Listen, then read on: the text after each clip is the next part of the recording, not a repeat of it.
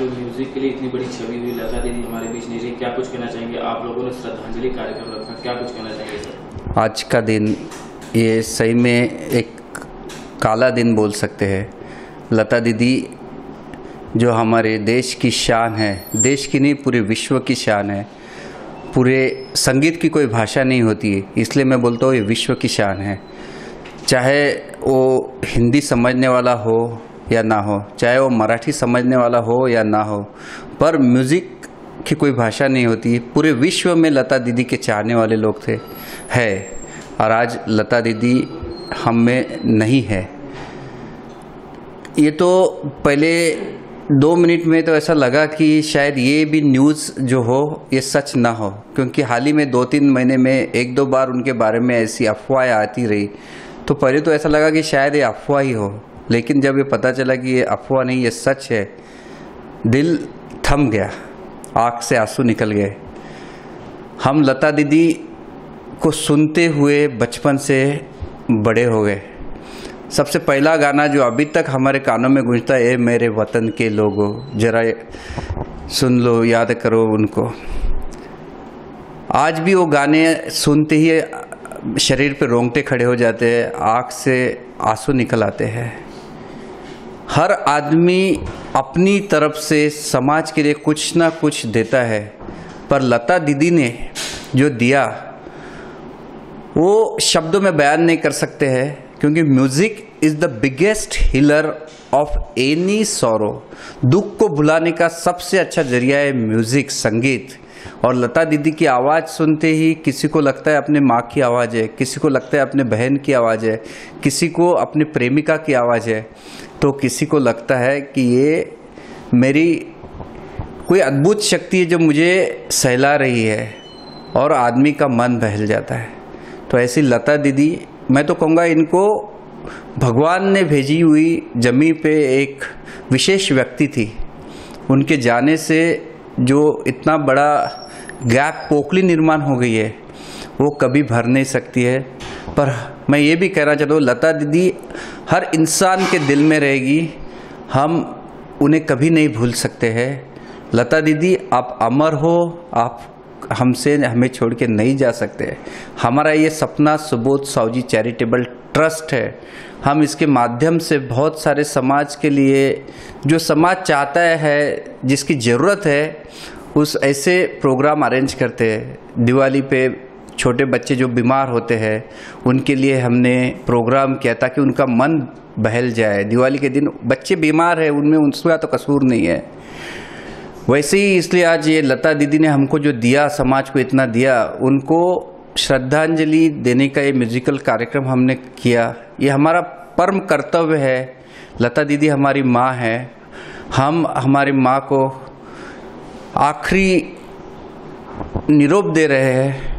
बड़ा दुख हो रहा है, लेकिन कोई भी आदमी जो जन्म लेता है उसको एक दिन तो छोड़ के जाना होता है। इसी दुखद भावना से आज हम लता दीदी को अलविदा कह रहे हैं। सर, उन्होंने तो कई सुपरहिट गाने दिए हैं, कोई फेवरेट गाना जो आपको आज भी उनके गाना पसंद है, मतलब आप हमेशा उनके गाने को गुनगुनाते हैं? ऐ मेरे वतन के लोगों, ऐ मेरे वतन के लोगों, जरा आँख में भर लो पानी, जो शहीद हुए हैं उनकी जरा याद करो कुर्बानी। जो शहीद हुए हैं उनको हम कभी भूल नहीं सकते हैं। सर, आज जो डॉक्टर लोग आए थे अंधेरी में, कहाँ से लोग आए थे और उनके बारे में बताइए सर। आज यहाँ पे जो डॉक्टर आए थे, जो अंधेरी वेलेपार्ले एरिया में नामचीन सुप्रसिद्ध डॉक्टर्स है, जो अपनी कला को साथ में रखते हुए डॉक्टर की पेशा में काम करते हैं। हमारे डॉक्टर राजेश तिवारी जी है, जो अंधेरी एरिया में बहुत सालों से, कम 25 साल से प्रैक्टिस कर रहे हैं। डॉक्टर अशोक सिंह है, जो अंधेरी ईस्ट एरिया में 25 साल से प्रैक्टिस कर रहे हैं। डॉक्टर गजानन काटे जी जो अंधेरी मेडिकल एसोसिएशन के प्रेसिडेंट इलेक्ट हुए हैं अभी, तो वो थे। उनकी वाइफ डॉक्टर दीपाली काटे, जिनको अंधेरी मेडिकल एसोसिएशन की लता दीदी बोला जाता है, वो यहाँ मौजूद थी। डॉक्टर सीमा तिवारी मैडम, जिनकी आवाज़ से पूरे अंधेरी के डॉक्टर्स, फिर गणपति के समय उनके प्रोग्राम लोग अरेंज करके सीखते हैं। डॉक्टर जॉन, जिन्होंने म्यूज़िक एक अपनी हॉबी बना के रखी है और वो फ्री ऑफ कॉस्ट लोगों को पढ़ाते हैं, और ये खुद एक बहुत बड़े होम्योपैथी डॉक्टर है, जिन्होंने कोविड टाइम में ऐसी दवाई का संशोधन किया जिससे लोगों को बहुत फ़ायदा हुआ। डॉक्टर थॉमस यहाँ पे थे। डॉक्टर सुधीर पाटिल, जो एक चलती फिरती म्यूज़िक की किताब है, वो यहाँ पे थे, और जो काफ़ी साल से मोर देन 35 ईयर्स अपनी सेवा यहाँ पे दे रहे हैं। डॉक्टर गीतांजलि, डॉक्टर संजीवनी जो यहाँ पे थी, जिनको लता दीदी के साथ 2 बार उनका सहवास मिला, वो यहाँ पे थे। ये सब डॉक्टर, सीनियर डॉक्टर जो 25 से 30 साल से अंधेरी ईस्ट, अंधेरी वेस्ट, विलेपार्ले ईस्ट और वेस्ट एरिया में प्रैक्टिस कर रहे हैं। Thank you sir. धन्यवाद। मी सुबोध भाऊ सावजी, महाराष्ट्र राज्याचा भूतपूर्व महसूल राज्यमंत्री, अकोला बुलढाणा जिल्ह्याचा माजी पालकमंत्री। आज लता दीदींना श्रद्धांजली व आदरांजली वाहत माझ्या आयुष्यातली आज मला एक आठवण येते।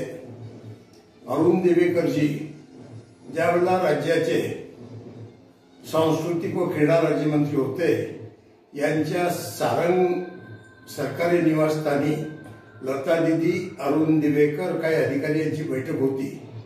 योगायोगाने मी तिथे पोहोचलो आणि या बैठकीत उपस्थित होतो।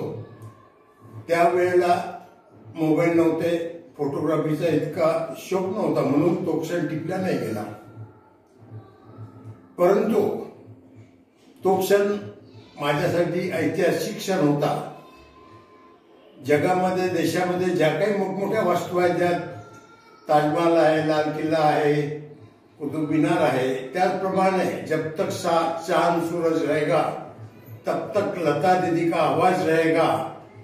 पुन्हा एकदा लता दीदींना आदरांजली व श्रद्धांजली। आज हम यहाँ पर डॉक्टर राहुल सावजी सर ने हम लता दीदी के लिए जो श्रद्धांजलि अर्पण का कार्यक्रम रखा था, उस हेतु हम यहाँ सब डॉक्टर्स आज आए हैं यहाँ पर।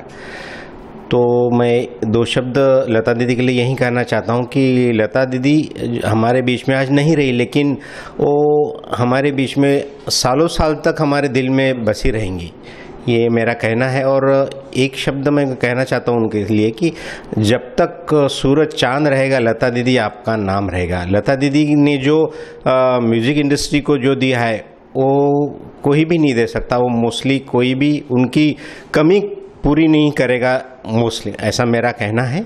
बस यही मेरे दो शब्द उनके लिए श्रद्धांजलि अर्पित हेतु कहना है, बस।